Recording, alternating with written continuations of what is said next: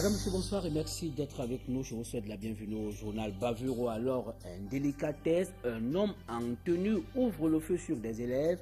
La scène se déroule à Bonabéry, un quartier de la ville de Douala. Opération Épervier, l'abandon des poursuites contre Yves-Michel Folso n'arrange pas ses co-accusés. Le conseil de Tongo Ongene demande l'annulation de la décision du procureur général près le tribunal criminel spécial. Coupe d'Afrique des Nations édition 2013 en Afrique du Sud sans les Lions indomptables. Comment se porte le marché camerounais des gadgets sportifs? Zoom sur la ville de Douala à quelques heures seulement du coup d'envoi de la campagne sud-africaine. Des détails dans un très court instant.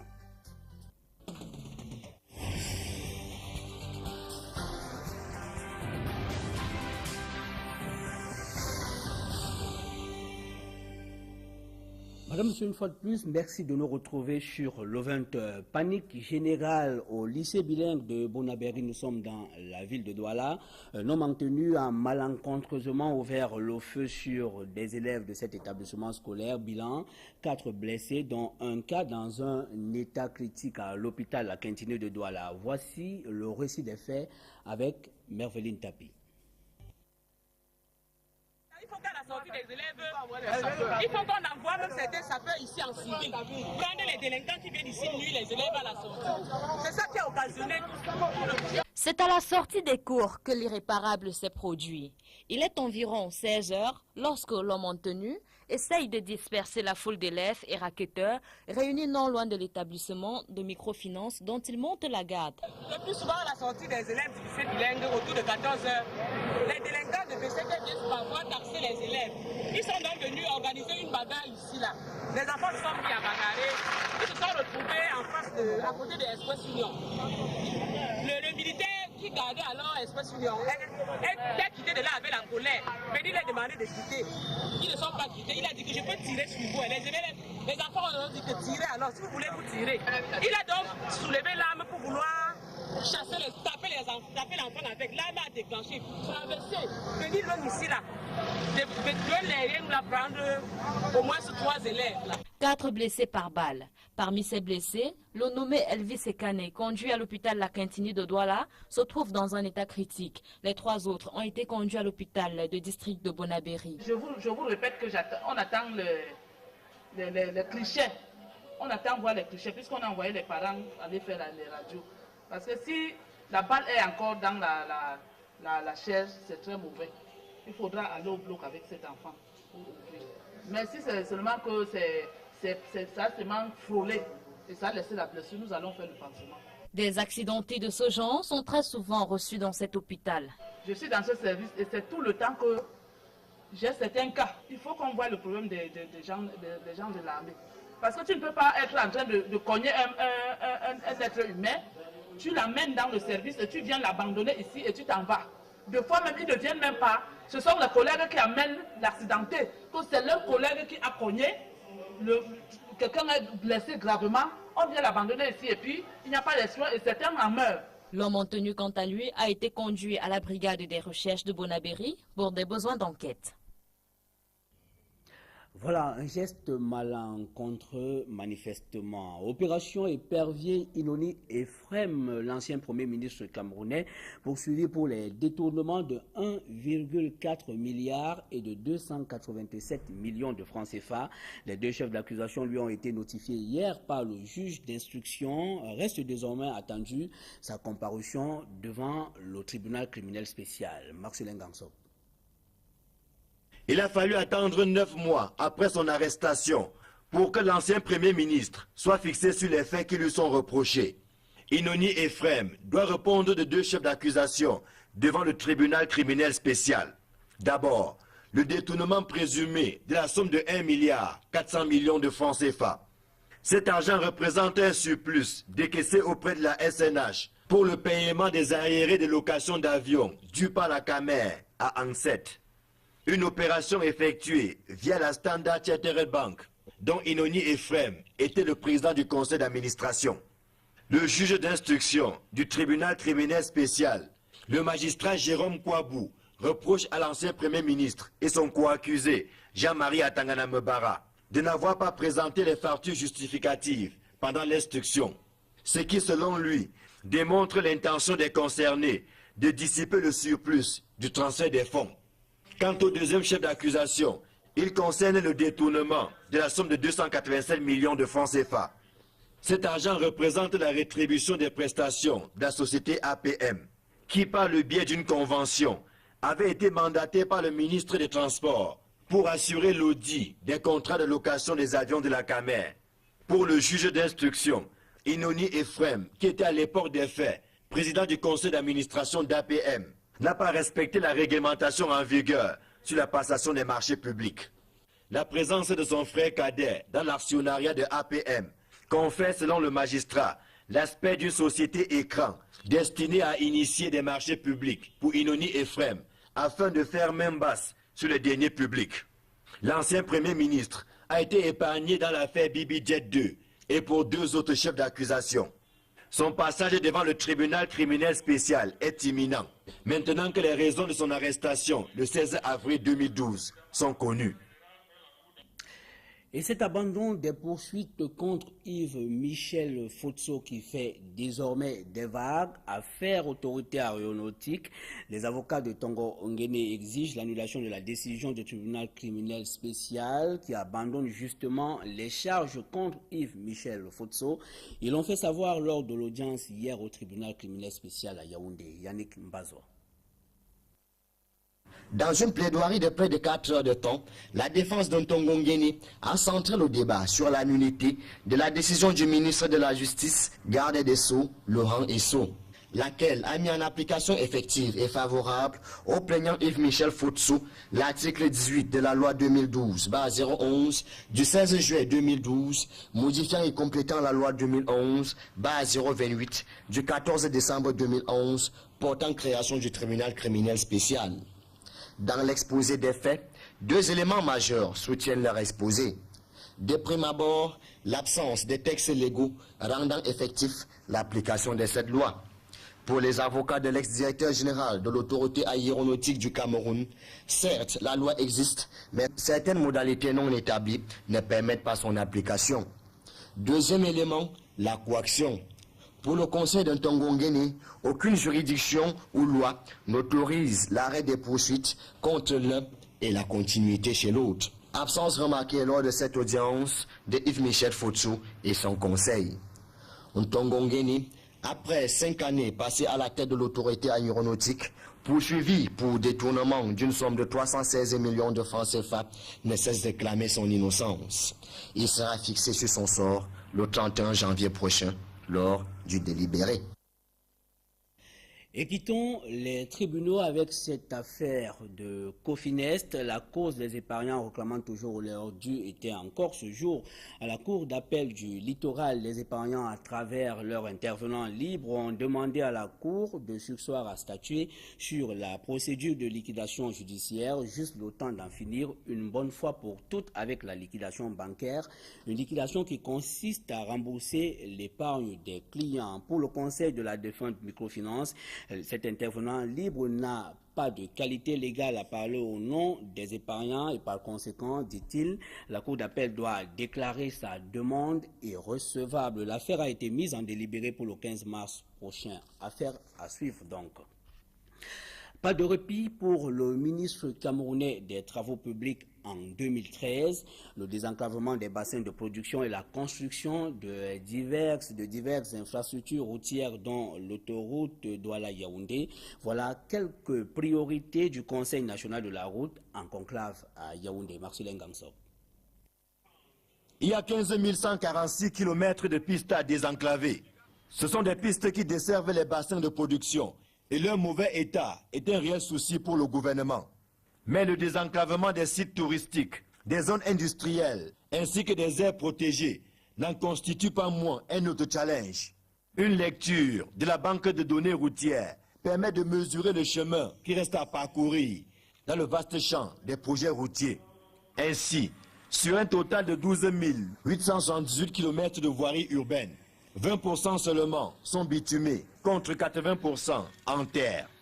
Le réseau prioritaire interurbain, quant à lui, compte 18 192 km de routes, dont environ 30% bitumés et 70% en terre. Mais 2013 pourrait marquer un tournant décisif. Il a envisagé le lancement de la construction du premier tronçon de l'autoroute Yaoundé-Douala, la construction des voies d'accès aux principaux sites miniers et énergétiques. Le projet de construction de l'autoroute Yaoundé-Simalène devrait également prendre un important virage en 2013. Il a d'ailleurs été demandé au ministre de l'Habitat et du Développement urbain, en liaison avec son collègue des marchés publics, de procéder avant la fin de ce mois au lancement de l'appel d'offres relatif à la réalisation de ce projet. Le bitumage d'au moins 4 chefs-lieux de département parmi les plus lésés figure également dans l'agenda 2013. Les travaux d'aménagement des entrées est et ouest de la ville de Douala, la construction de la route Kumba-Manfé, ainsi que celle de Samelima, Djoum, frontière Congo. Très attendu aussi, le lancement des travaux de construction du deuxième pont sur le fleuve Vouri à Douala. 2013 ne sera donc pas de tout repos. Bilan dans 12 mois. Et Patrice Ambassala rassure quant à la bonne santé du Madjini, dont l'implication dans la réalisation des travaux routiers n'est pas des moindres. Par ailleurs, le ministre camerounais des Travaux publics met en garde ses collaborateurs contre toute déviance. Il s'exprime au micro d'Equinox Télévision. Il n'y a pas d'inquiétude à se faire de ce côté-là, parce que l'autorisation ou alors l'accord de faire des travaux en régie va de pair avec une mission de réhabilitation du Madjini. Nous avons reçu 120 engins, nous sommes en train de faire la deuxième phase du projet. Nous avons un laboratoire qui se muscle chaque jour davantage. Nous avons des ingénieurs que nous formons et que nous allons, on va dire quoi, recycler comme ça à la reprise des travaux en régie. Nous n'avons véritablement pas de soucis à se faire. Nous avons une bonne partie des cadres qui font marcher la machine depuis toujours. Et à ce moment précis, c'est la preuve, s'il en était encore besoin, que le chef de l'État croit en nous et qui nous fait confiance pour engager les chantiers qui mènent vers l'émergence. Donc c'est le message que je donne à mes collaborateurs. Et aucun écart de conduite ne sera toléré vers cette voie-là. Parce qu'il y a des Camerounais qui ne demandent qu'à donner. Donc on ne va pas tolérer que les gens se mettent en travers de la route. Les gens sont interchangeables. Il n'y a pas d'homme indispensable. Gratuité de la carte nationale d'identité, la mesure présidentielle est effective à Ngok-Mapobé depuis le 2 janvier dernier. Les candidats se bousculent aux portes de l'unique poste d'identification de cette localité située dans le département d'Union et Kélé. Jean-Paul Eyango et Sandrine Babo. Nous sommes à Ngok-Mapobé, arrondissement situé à 50 km des Écarts. Dans le seul poste d'identification que compte cette localité, de nombreuses cartes nationales d'identité sont en souffrance. Vous savez le comportement des Camerounais. Il y en a qui ont toujours l'engouement de se faire établir la carte. Une fois établie, bon, ils ont le récépissé, ils se disent que ça va.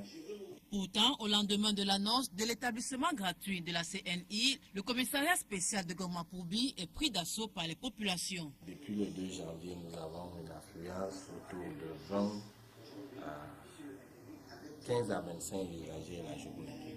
Ici, on avoue ne pas débourser le moindre centime pour l'obtention de la pièce, contrairement aux plaintes enregistrées depuis le début de l'opération. Ici à Ngok-Mapobé, c'est gratuit pour la carte d'identité. Seulement, certains usagers sont obligés de faire le voyage pour Ezeka pour se faire établir le certificat de nationalité. Il reste que l'usager qui est en situation de première demande, ceux qui ont la nécessité de composer un dossier avec le certificat de nationalité qui se délivre au tribunal, n'ont vraiment pas à obtenir effectivement la gratuité de la carte, à la mesure où ils doivent se déplacer pour Ezeka. D'autant plus que nous n'avons pas de tribunal sur place. Toute chose qui ne favorise pas le bon déroulement de l'opération dans la localité de Ngok-Mapobé. Nous restons dans cette localité pour signaler que la session budgétaire 2013 du conseil municipal de la commune d'arrondissement de Ngok-Mapobé s'est tenue il y a quelques jours. Au sortir des travaux, le budget 2013 s'équilibre en recettes et en dépenses à la somme de 600 117 000 francs et plus de francs CFA. Reportage. L'examen et le vote du budget 2013 étaient au centre du conseil municipal de la commune d'arrondissement de Gourma-Poubi, tenu le 11 janvier dernier. Après les débats houleux entre les conseillers municipaux, le budget pour l'exercice 2013 a été arrêté en recettes et en dépenses à la somme de 600 117 941 francs CFA. À votre appréciation pour l'exercice 2013, s'équilibre en recettes et en dépenses à la somme de 600 117 941 francs. Il est en nette diminution de 79 111 303 francs par rapport à celui de l'exercice 2012. Cette diminution s'explique par le souci non seulement d'être réaliste, mais également celui d'éviter les prévisions imaginaires qui souvent défavorisent les taux d'exécution du budget de la commune de Gourma-Poubi. Pour 2013, la commune d'arrondissement de Gourma-Poubi entend doter la localité en infrastructures. Cette année, un point d'honneur sur la construction de 100 boutiques supplémentaires à Boumiébé, l'objet d'un financement de FECOM. C'est le point culminant, c'est le point d'honneur que nous allons appuyer.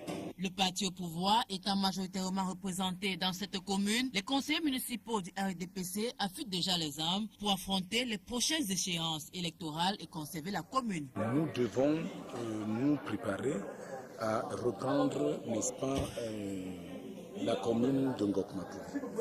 Et c'est là l'un de nos challenges. Et les litiges fonciers continuent de diviser les fils du département du Honkam. Nous sommes dans la région de l'ouest du Cameroun.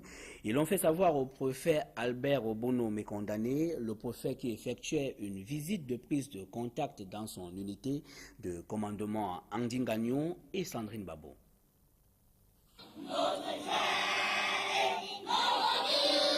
Les questions de litige foncier restent récurrentes dans le département du Honkam. Des conflits frontaliers continuent d'opposer les natifs de cette partie du pays. C'est un chef qui a créé 2 chefferies dans son groupement. Il a créé une chefferie au sud et une chefferie au nord.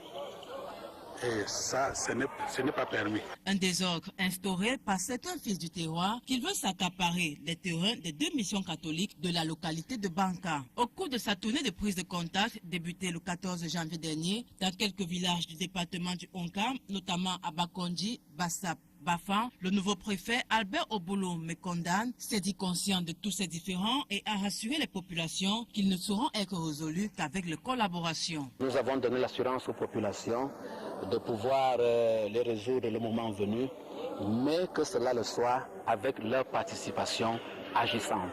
Il faudrait que les populations soient prêtes à accepter les verdicts et pour ce faire, leur implication devait être importante dans la résolution de ces problèmes. Au-delà de tous ces problèmes fonciers, le département du Honkam fait aussi face aux problèmes de succession dans les chefferies, d'absence d'infrastructures collectives et d'insécurité. On ne peut plus travailler en paix ici parce qu'il y a tellement de voleurs qui viennent cambrioler, de jour comme de nuit. Qu'ils fassent tout et tout pour que nous soyons, c'est-à-dire à l'abri de ce problème-là. Des doléances qui, on l'espère, trouveront un écho favorable.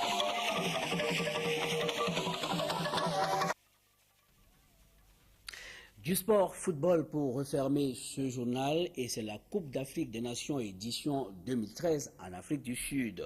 La non-participation des Lions indomptables à cette compétition plombe considérablement dans la ville de Douala les activités des vendeurs des accessoires de sport. Des commerçants qui disent par contre avoir pris fait et cause pour la Côte d'Ivoire. La Côte d'Ivoire présentée parmi les favoris de la campagne sud-africaine. Emmanuel Thiboui et Étienne Pascal Azegueux. Plus que quelques heures et ça sera le kick-off de la 29e édition de la Coupe d'Afrique des Nations. Ici au marché central de Douala, ce n'est pas la grande affluence que l'on observe chez les vendeurs de maillots.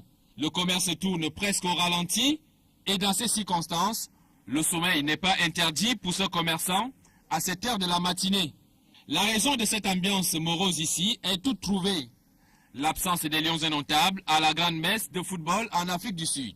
Depuis là, je ne vends rien. Comme le Cameroun n'est pas qualifié, moi je ne vends rien. Quand le Cameroun est qualifié, vraiment, c'est l'affluence. Tout le monde est content, nous sommes contents de vendre, les clients aussi sont contents de porter les maillots. Et il y a compétition, quoi. Donc les choses vont à compte-gouttes. J'ai le maillot de la Côte d'Ivoire et j'envisage d'acheter le maillot du Mali, enfin de tous les clubs, de tous les pays qui participent à cette compétition. Une non-participation du Cameroun que certains supporters prennent avec philosophie. Même sans les Lions, nous sommes le Cameroun toujours représenté parce que nous avons déjà 3 habits qui sont en Coupe d'Afrique et notre stade Mosmadiko. La non-présence de Samuel Eto'o et ses coéquipiers en Afrique du Sud n'enlève en rien l'amour que ces supporters ont pour le ballon rond. Certains ont déjà choisi leur camp au cours de cette compétition qui s'ouvre samedi. Fan de la Côte d'Ivoire, parce que quand j'entends parler de Didier Drogba, non, je suis capable de me noyer pour lui. Le Ghana est bien organisé et eux ont les perspectives pour remporter le trophée. Moi, je suis de la Côte d'Ivoire parce que il y avait là-bas un grand joueur, Didier Drogba. Nous sommes sûrs qu'il pourra nous rapporter le meilleur de l'Afrique. La Côte d'Ivoire est pour beaucoup le super favori de cette 29e édition et par conséquent la meilleure formation à même de remporter le trophée final. Les supporters camerounais ont ainsi trouvé en Didier Drogba et ses coéquipiers des sensations que les Lions indomptables ne pourront pas leur procurer du 19 janvier au 10 février en Afrique du Sud. Voilà, on trouve finalement une compensation à quelques heures seulement du kick-off de la 29e édition de la Coupe d'Afrique des Nations de football. Le duel des pronostics bat son plein auprès des différents protagonistes. Les supporters du Nigeria, du Niger et du Mali croient tous en la victoire de leur équipe. Une fois encore, Étienne Pascal Azegué. La compétition qui s'ouvre le 19 janvier en Afrique du Sud va donner lieu à des duels, notamment celui ouest-africain qui oppose dans le groupe B le Mali au Niger. Ces supporters du Niger croient aux chances de son pays dans ce groupe qui comporte également le Ghana et la RDC. Je pense que nos joueurs sont préparés assez bien pour cela. Il est bien que toutes ces équipes-là sont de bonnes équipes, mais en Afrique aujourd'hui, il n'y a pas de petites équipes. L'heure est pour l'instant au duel des pronostics entre supporters des MENA et des Aigles à Douala. On va taper le Mali 2. Non, c'est 4-0. Moi, je dis c'est 4-0 bien. Ouais, c'est 2-1 qu'on peut taper. Deux buts de Seydou Keita et deux autres buts des autres joueurs aussi. C'est au terrain qu'on va voir. Au terrain, on va voir, c'est vrai, mais moi, je ne crois pas que Madu c'est un bon joueur. Les Super Eagles du Nigeria, logés dans le groupe C, auront du mal à se débarrasser de leur vis-à-vis, notamment la Zambie tenante du trophée, le Burkina Faso et l'Éthiopie. Ces ressortissants nigérians pensent qu'une victoire des Super Eagles dans ce groupe relèvera des miracles. L'équipe du Super Eagles que nous voyons actuellement, ce n'est pas une équipe. C'est une équipe qui n'a aucune tactique. Ici, le Super Eagles même traverse le premier tour. C'est juste un miracle. Un avis que ne partage pas son compatriote qui croit dur comme fer à la victoire finale du Nigeria. Ce n'est pas pour le Nigeria. Ce n'est pas pour le Nigeria. Ce n'est pas pour le Nigeria. Ghana a Côte d'Ivoire qui fait le match qui va aller à 90 minutes avec les prolongations. Et puis on gagne à la... La réponse à cette altercation entre supporters nigérians sera connue au soir du 10 février 2013, jour de la finale de la 29e édition de la Coupe d'Afrique des Nations. Et de l'information publicitaire pour refermer ce journal couverture médiatique de la CAN 2013, Canal+ déroule le programme spécial de l'événement. La déclinaison s'est faite ce jour dans la ville de Douala à quelques heures seulement de l'ouverture officielle du tournoi. Voici les surprises de Canal+ dans ce reportage. À quelques minutes du coup d'envoi de la CAN 2013, le groupe Canal+ est déjà déployé pour la retransmission de toute la compétition. Depuis leur domicile, tous les fidèles abonnés de Canal+ vont suivre tous les matchs comme s'ils étaient en Afrique du Sud, pays hôte du tournoi. Il faut savoir que le groupe Canal+ a les droits de cette CAN, autant sur l'Afrique que sur la France. Donc nous avons des moyens techniques qui sont nettement au-dessus de tout ce que nous avons connu de par le passé. Canal+ Cameroun réunit les hommes des médias pour dérouler le plan d'action du groupe sur cette 29e édition de la Coupe d'Afrique des Nations de football. Tous les 32 matchs sont en haute définition Les journalistes de renom sont aujourd'hui seront les commentateurs de ces matchs. Hein. Donc, outre Philippe Doucet, vous avez Marcel Desailly et surtout Stéphane Guy. Vous aurez un certain nombre de consultants, Patrick Mboma et Rigobert Song, qui fait son entrée dans la team des consultants Canal+ pendant cette année. Le package émission sur Canal+ comprendra des reportages exclusifs sur des équipes, les interviews des joueurs clés, les sélectionneurs des différentes équipes nationales, sans oublier le programme Jour de Cannes, qui en 45 minutes fait le bilan des journées. Tout le bonheur des passionnés de foot, c'est sur les chaînes Canal+ et Canal+ Sport du bouquet CanalSat, disponible dans les boutiques de Canal+ Cameroun. Aujourd'hui, nous continuons avec cette offre Canal+ Athènes Colo, donc à 10 000 francs. Nous considérons que aujourd'hui, tous les Camerounais, où qu'ils se trouvent, peuvent regarder cette CAN dans le meilleur confort, possible. Et nous profitons pour demander à tous ceux qui reprennent de manière illégale le signal ou qui reprendront de manière illégale le signal de la CAN que nous ne laisserons pas cela passer. Vivre la CAN 2013 chez Canal+, c'est suivre 16 équipes en 32 matchs, 100 heures de direct, 16 magazines exclusifs en 23 jours de compétition, sur 5 stades d'Afrique du Sud avec à l'arrivée une nation, le champion et vainqueur du tournoi au soir du 10 février 2013. La fête du foot arrive et c'est à vous de jouer. C'est ainsi que nous mettons la clé sous le paillasson. Madame, Monsieur, au nom de toute l'équipe, merci de nous avoir suivis. Excellent week-end en compagnie des programmes d'Equinox Télévision. Bonsoir.